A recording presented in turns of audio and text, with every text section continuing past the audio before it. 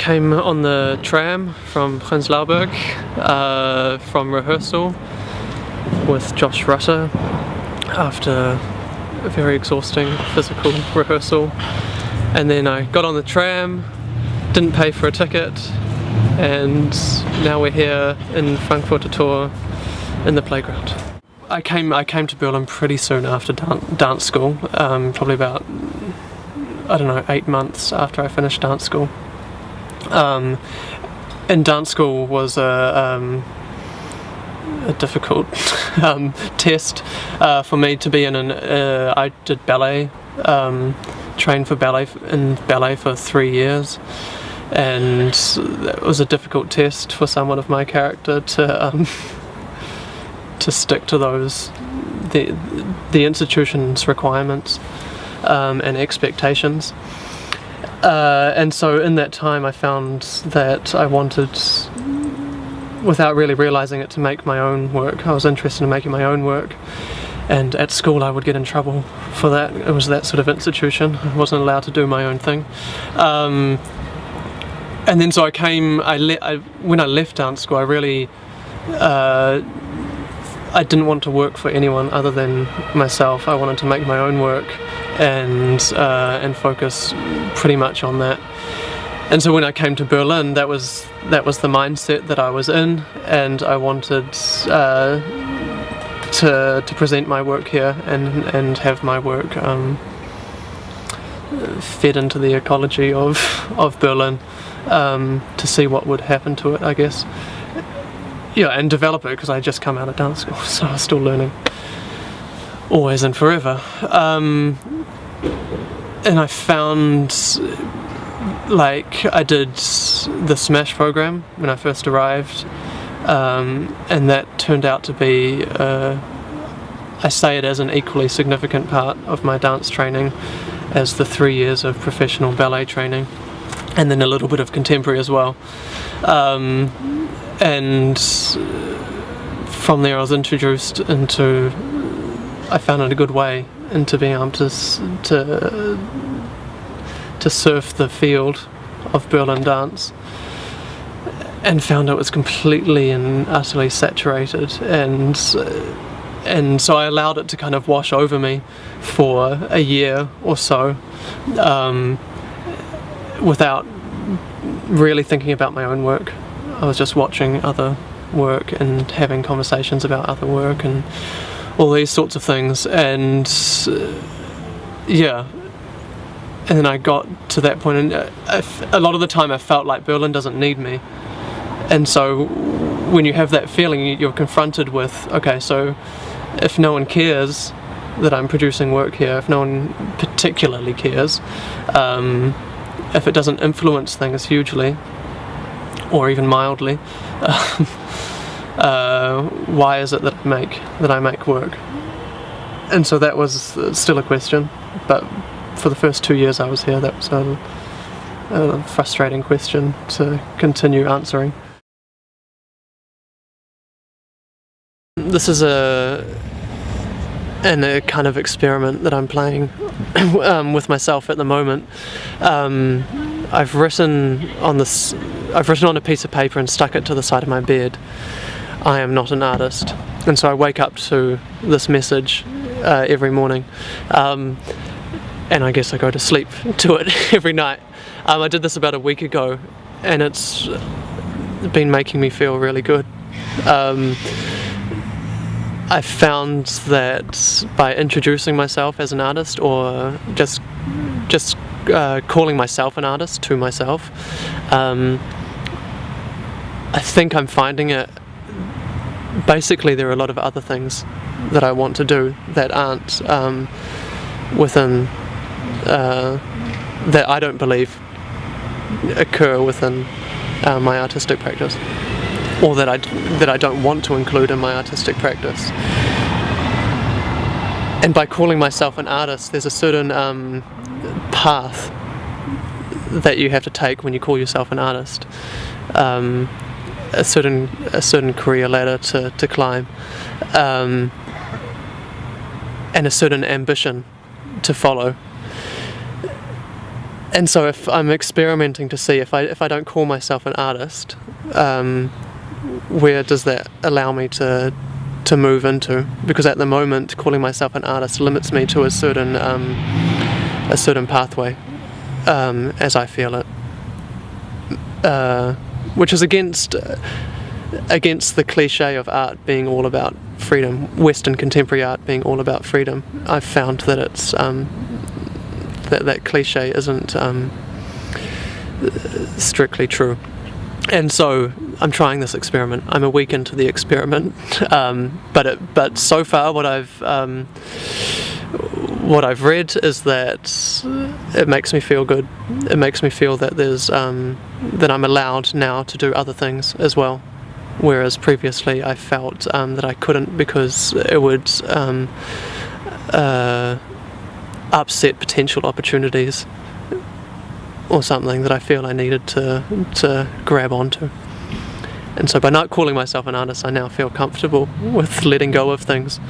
Yeah.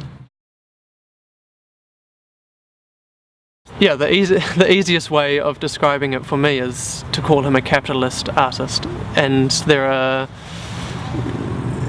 other examples that I see as well. And these are people who are purposely capitalist, not just that their work has been taken from them and put into a market, but artists who purposely and with a lot of drive put their work into the market. And I think of the famous ones like Jeff Koons. So I put Tino Sehgal into that realm. He's trying to do something very similar to those artists, I find.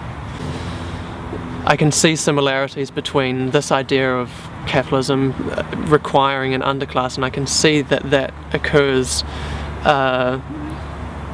within the art industry as well. And I think a lot of artists believe that the art industry is exceptional to these rules, to the rules of how our economy and society functions. And so it's a task for me to find ways that it isn't exceptional. I'm not comfortable with being complicit in things that I don't agree with. I don't think anyone is, but a lot of people think it. Well, no, I don't know a lot of people, but I think some people think that it doesn't matter, that their complicity in it is not a big thing.